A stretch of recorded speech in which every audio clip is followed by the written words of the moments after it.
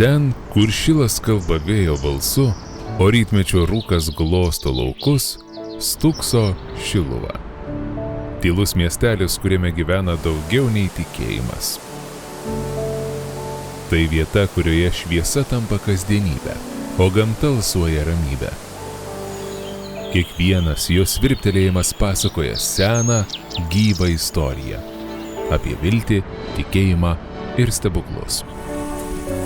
Šiluvoje laikas tarsi sustoja.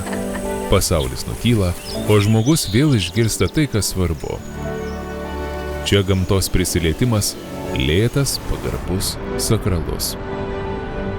Įsiklausęs į tylą jauti, kaip miškai kalba apie amžinybę, piliakalniai saugo praeities prisiminimus, o upė šnabžda tai, ką supranta tik širdis.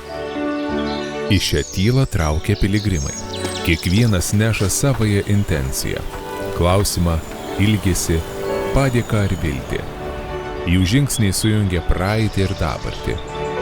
Šiluva jiems ne tik kelionės tikslas, tai gyvas kelias į save, ten, kur gimsta tikrasis susitikimas.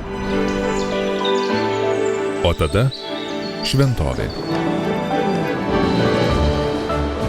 Spindinti, tyli ir laukianti.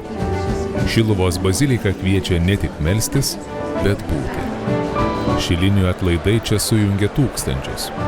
Balsų, žingsnių, tylos momentų, kurie kartu kuria tai, kas neapčiuopiama.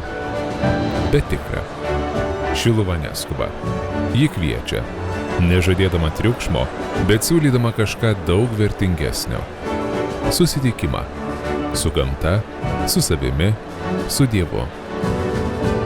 Šiluva. Gyva piligrimystė.